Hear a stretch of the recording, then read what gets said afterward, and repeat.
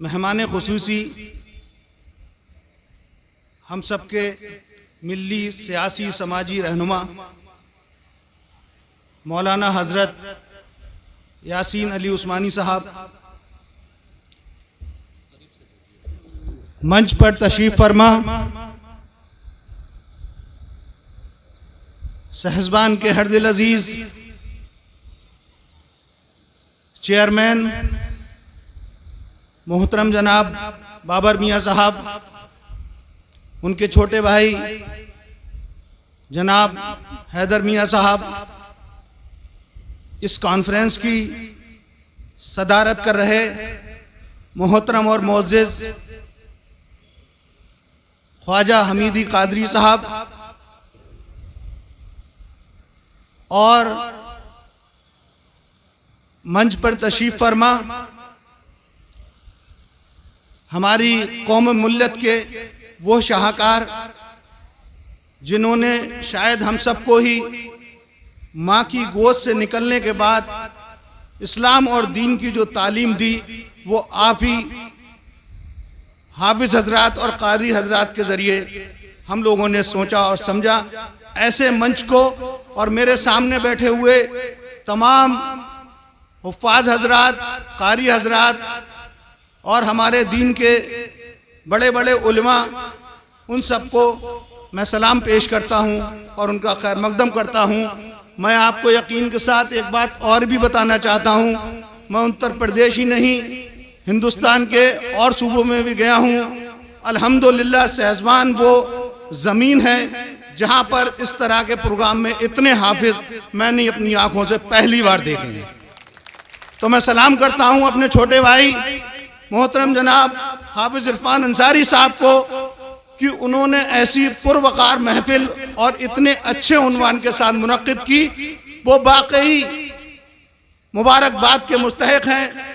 वैसे तो हमारे बीच में बहुत बड़े बड़े आलिम फाजिल, बहुत बड़े बड़े दौलतमंद लोग मौजूद हैं, लेकिन खुदा ने उन्हें ये सलाहियत फराम की। मैं एक बार फिर उन्हें सलाम करता हूँ और मुबारकबाद पेश करता हूँ। जहाँ तक तालीम का सवाल है और मिल्लत की बेदारी का सवाल है, तो हमारे बीच में मुफक्किर कौम मिल्लत मोहतरम जनाब हाफिज़ यासीन अली उस्मानी साहब तशरीफ़ फरमा है। मैं अपनी बात उन्हीं से शुरू करना चाहूँगा। मैं आपको बता देना चाहता हूँ कि ये शख्स एक ऐसी शख्सियत है जिसके अंदर कभी आपने सोचा नहीं होगा कौन कौन सी खुसूसियत मौजूद हैं। आपने देखा हमारे बीच में बहुत से उलमा इकराम तशरीफ़ फरमा हैं, हाफिज़ इकराम भी तशरीफ़ फरमा हैं, कारी हजरात भी मौजूद हैं, लेकिन हमारे बीच में बैठा हुआ ये शख्स सिर्फ हाफिज़, कारी और कौम का रहनुमा ही नहीं है, वो एक समाजी कारकुन, वो एक सियासी कारकुन, समाजी रहनुमा, सियासी रहनुमा और दीनी रहनुमा। एक ही शख्स के अंदर ये तीनों खुसूसियात मैंने हिंदुस्तान के किसी शख्स में नहीं देखी। मजहबी रहनुमा देखे, बड़े बड़े जय्यद आलिम देखे, बड़े बड़े रहनुमा देखे, हाफिज़ साहब से ही बड़े बड़े रहनुमा हमारे मजहबी हैं, लेकिन सियासत का मैदान हो, सामाजिक मैदान हो, चाहे मजहबी मैदान हो, एक ही शख्स के अंदर इतनी खुसूसियात शायद मैंने एक जगह पर नहीं देखी। तो हमें बेहद फ़ख्र है इस बात का कि हमारा ये रहनुमा हमारे वतन अजीज़ बदायूं में है। भले ही हमें इस बात का एहसास ना हो, लेकिन हम नेशनली नहीं इंटरनेशनली फोरम पे जब बात करते हैं, मेरा जाना भी दीगर तमाम इज़ला में और तमाम सूबों में रहता है, और मैं जहाँ भी जाता हूँ और जिक्र जब बदायूं का आता है तो मौलाना के नाम से मौसूम किया जाता है कि आप उसी बदायूं के हो जहाँ मौलाना यासीन अली उस्मानी साहब रहते हैं। तो हम लोगों के लिए फ़ख्र की बात है कि हमारे बीच में हमारा एक ऐसा कायद, ऐसा मुफक्किर मौजूद है। जहाँ तक तालीमी बेदारी का सवाल है, तो इसके पस मंज़र में मैं थोड़ा सा जानना चाहूँगा। जो कौमें अपनी तारीख़ भूल जाती हैं, उनको इतिहास के पन्नों में जगह नहीं मिलती है और आने वाला इतिहास, आने वाली तारीख उन्हें मिटा देती है। अगर हम बात करें तवारीख के पन्नों को उल्टे तो हम पाएंगे यहाँ पर उलमा इकराम तशरीफ फरमा है। बहुत ज़्यादा मजहबी गुफ्तगू मेरे लिए मुनासिब नहीं होगी उनके सामने। मैं आप सब लोगों को बताना चाहता हूँ कि हमारे हिंदुस्तान में जो खानकाई निज़ाम था, उस खानकाई निज़ाम ने ना हमारी मजहबी रहनुमाई की, सियासी रहनुमाई की, समाजी रहनुमाई की, और हिंदुस्तान में पाई हुई मुसलमानों के अंदर तमाम तर बुराइयों से लड़ने का जो काम किया वो हमारी खानकाहों ने किया। चाहे वो ख्वाजा गरीब नवाज हों रहमतुल्लाह अलैह हों, चाहे ख्वाजा निज़ामुद्दीन औलिया साहब हों, चाहे मदरसा आलिया कादरिया हो, चाहे इमाम अहमद रज़ा खान साहब हों, हमारे हिंदुस्तान का जो खानकाई निज़ाम था, अगर आप देखेंगे इन खानकाहों ने हमारी जो रहबरी की और जो रहनुमाई की, और वहाँ से निकलने वाले जो लोग समाज में आए उन्होंने इस्लाम को फैलाया और हमारे दीन को आम किया। आज के दौर में हम लोग समझते हैं कि खानकाहें सिर्फ मजहब का काम है, मजहबी काम को अंजाम दे रही है, लेकिन आप तवारीख के उन औराक को उलटिए और देखिए जिस वक्त हमारे उलमा और इकराम ने इस जंग आज़ादी में किस तरह से सहारनपुर से लेकर दिल्ली तक जब रेशमी रुमाल तहरीक चली थी तो अंग्रेजों ने किस तरह से जंग आज़ादी में लड़ते हुए तमाम उलमाओं को पेड़ पर टांग कर उन्हें शहीद कर दिया था। इस हिंदुस्तान की आज़ादी में सबसे पहले अगर किसी का नाम आता है तो वो हमारे उलमा इकराम का आता है। इन्होंने ही आज़ादी की सबसे पहली मिसाल जलाई थी। हम लोग भूल चुके हैं, हम लोग उन खानकाहों को, निज़ाम को भूल चुके हैं। हमारे बच्चे नहीं जानते हैं कि हमारे खानकाहों ने किस तरह से कौम और मिल्लत की खिदमत की। इल्म और फ़नून की बात हो, चाहे तिब की बात हो, चाहे ज्योग्राफी की बात हो, चाहे केमिस्ट्री की बात हो, चाहे फिजिक्स की बात हो, ऐसा कोई मज़ामीन नहीं था, ऐसा कोई मजमून नहीं था जिसमें खानकाहों से तालीम याफ्ता लोग हिंदुस्तान में और बैरून मुल्क में न पाए जाते हों।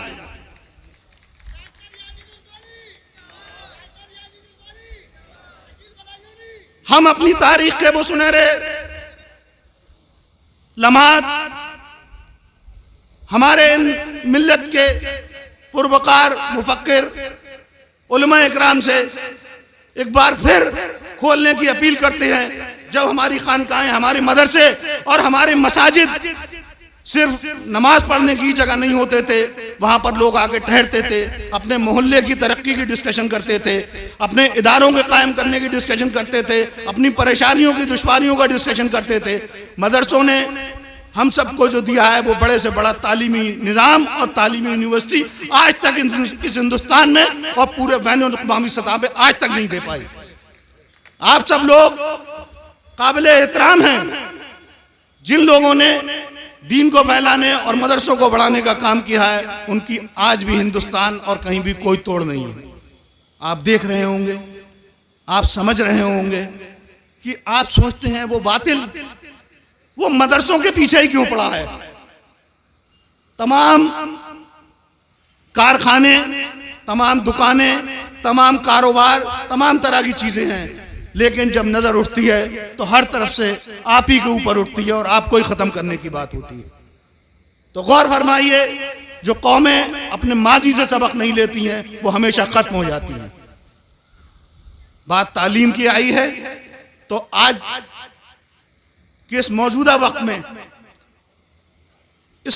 वक्त में अगर आपको लड़ाई लड़ने का कोई हथियार है तो कोई स्टेन गन नहीं है, कोई तोप नहीं है, सिर्फ और सिर्फ तालीम है। इक़रा बिस्मि रब्बिकल्लज़ी खलक़। अभी मोहतरम जनाब ने इसे बयान किया कि खुदा ने भी फरमाया कि सबसे पहले पढ़ने का हुक्म दिया, हर मर्द और औरत पे लाजिम और फ़र्ज करार दिया। अब इस वक्त ज़रूरत इस बात की है कि इस तरह से इस बेदारी की मुहिम को हाफिज इरफान साहब ने इस सरजमीन सहजबान से शुरू किया है तो इसको हम आगे बढ़ाएं। हमारे मोहतरम हाफिज साहब यहाँ पर तशरीफ़ फरमा है। इस कॉन्फ्रेंस के बाद हम उनसे गुफ्तगू करेंगे इस बात पर कि ये कॉन्फ्रेंस यहीं ना रुके, इसका सिलसिला दूसरे ज़िलों में और दूसरे कस्बों में भी चलता रहे। मैं आपको बताता चलूं कि मैंने अपने तालीमी दौर से ही खिदमत खल्क की एक ऐसी प्यास सी थी कि जहां ज़रूरत पड़ी और जहां इस टाइप का कोई काम हुआ तो मैंने आपको पेश कर दिया। मैं जामिया हमदर्द से फारिग हूँ, वहाँ से मैंने BUMS MD किया था और तालिम इल्मी के ज़माने में कुछ सियासत से भी शौक़ था तो मैं वहाँ स्टूडेंट यूनियन का जनरल सेक्रेटरी भी रहा। उसके बाद अपने वतन अजीज़ बदायूं में आया, यहाँ मेडिकल ऑफिसर के ओहदे पर 12 साल तक मैंने नौकरी की, लेकिन मुझे चैन नहीं मिला, उस नौकरी में मज़ा नहीं आया और मुझे लगा कि मुझे कहीं बांध दिया गया है, कहीं कैद कर दिया गया है। मुझे बहुत ज़्यादा अच्छा नहीं लगता था। मैं सुबह को जाता था, शाम को ड्यूटी करके आता था, तो मुझे ऐसा लगता था कि मैं अपनी सलाहियतों का सही इस्तेमाल नहीं कर पा रहा हूँ। एक मौका मिला, अल्हम्दुलिल्लाह मैंने उस सरकारी नौकरी को रिज़ाइन कर दिया और जिला पंचायत का चुनाव लड़ा। आप सब लोगों की दुआ से अल्हम्दुलिल्लाह मैंने कामयाबी हासिल की और आप सब लोगों की खिदमत में लग गया। आज भी मैं तरह तरह की तमाम तंजीमों के साथ खिदमत खल्क के इस काम में लगा हुआ हूँ और ये कोशिश करता हूँ कि इस्लाम जो है एक ऐसा मज़हब है जो हमारे मज़हब के 5 सुतून हैं, उनके साथ साथ ज़िंदगी का निज़ाम क्या है, किस तरह से ज़िंदगी गुजारनी चाहिए, उसकी भी तालीम देता है। हमारे पड़ोसी के साथ क्या सलूक होना चाहिए, हमारे माँ बाप के साथ क्या सलूक होना चाहिए और आम इंसान के साथ हमारी क्या सलूक होना चाहिए, इन सब की तालीम हमारे नबी करीम सल्लल्लाहु अलैहि वसल्लम ने अपने अमल से आप सब लोगों के सामने पेश की है। ज़रूरत इस बात की है कि आज हम हुजूर की सीरत को भूल बैठे हैं। अगर उस सीरत को याद रखेंगे तो आज फिर दुनिया में मुस्लिम कौम और इस्लाम का परचम फिर से बुलंद हो जाएगा। हम लोगों ने अभी आपको बताते चले, बेदारी मिल्लत कॉन्फ्रेंस है, तो हमारे कुछ काम जो हम लोगों ने अभी शुरू किए थे इसी बेदारी के तहत अभी हमने बरेली मंडल में एक डॉक्टरों की, सभी पैथी के मुस्लिम डॉक्टरों की एक तंजीम कायम की। अल्हम्दुलिल्लाह 1 साल अभी हुआ है। यहाँ के कुछ डॉक्टर हजरात जानते हैं, वो लोग भी उसमें शामिल हैं। बरेली मंडल के जितने भी डॉक्टर्स थे उन सबको एक जगह इकट्ठा किया और इकट्ठा करने के बाद एक तंजीम बनाई और उसके बहुत से काम अपने मुसलमानों की तालीम के मुताल्लिक, सेहत के मुताल्लिक और दीगर मसाइल के मुताल्लिक हमने वो शुरू किए। आप लोगों को ये जानकर हैरत होगी कि बहुत ही कम वक्त में उस तंजीम ने कई कारआए नुमाया अंजाम दिए। मैं आपको बताता चलूं, अभी बहुत ही जल्दी अगस्त में ही हम उस तंजीम की तरफ से एक डायग्नोस्टिक सेंटर बरेली में चालू कर रहे हैं, जिसके अखराजात तकरीबन 5 करोड़ रुपए के हैं। आपको जानकर ये ताज्जुब होगा कि 1 महीने में हम लोगों ने 5 करोड़ रुपए जमा कर लिए हैं। मैं उस तंजीम का जनरल सेक्रेटरी हूँ। जब ये तंजीम बदायूं, बरेली, पीलीभीत, शाहजहांपुर में चली अपना कारवां लेके, तो मैं यकीन मानिए बहुत से हमारे समाज के ऐसे लोग, उन लोगों ने हमें ऑफर किया कि हमारे पास बहुत पैसे हैं, हम इस पैसे को खिदमत खल्क में लगाना चाहते हैं। कोई ऐसा प्लेटफॉर्म हमें नहीं मिल पा रहा था जो खिदमत खल्क के लिए इस पैसे का इस्तेमाल कर पाए। 5 एम्बुलेंसेज बदायूं, बरेली, पीलीभीत, शाहजहांपुर के लिए कुछ लोगों ने हमें मुफ्त में गिफ्ट कर दी कि आप इन फ्री एम्बुलेंसेज को इन डिस्ट्रिक्ट पे चलाइए और इनके अखराजात भी हम देंगे। आप देखिए, हमारे समाज के लोग करना तो बहुत चाहते हैं, लेकिन उन्हें कोई प्लेटफॉर्म नहीं मिल रहा है। आप सब लोगों की दुआओं से बहुत जल्दी मंडल के हर जिले में हम लोग एक CBSE बोर्ड का स्कूल शुरू करने वाले हैं। हमारे पास पूरी टीम मौजूद है और अल्हम्दुलिल्लाह इसी साल में एक जिले में, और बहुत ज़रूरी ये होगा कि बदायूं में उस सिलसिले को शुरू करेंगे। तो इस तरह के बेदारी की मुहिम जो हाफिज इरफान साहब ने हमारे मौलाना यासीन अली उस्मानी साहब की क़यादत में जो शुरू की है, उसमें समाज के हर तबके के, हर फिक्र के लोगों को हम जोड़ेंगे और ये परचम जो यहाँ सरजमीन सहसबान से शुरू हुआ है उसे बहुत जल्दी पूरी यूपी में लागू करेंगे, जैसा कि यहाँ पर इससे पहले के वक्ता कह रहे थे। मैं एक बार फिर इस शानदार महफिल के लिए, और ख़ास तौर में मेरे लिए शानदार इसलिए है कि हमारे कौम मिल्लत के रहबर, हमारे रहनुमा और हमारे उलमा इकराम इतनी कसीर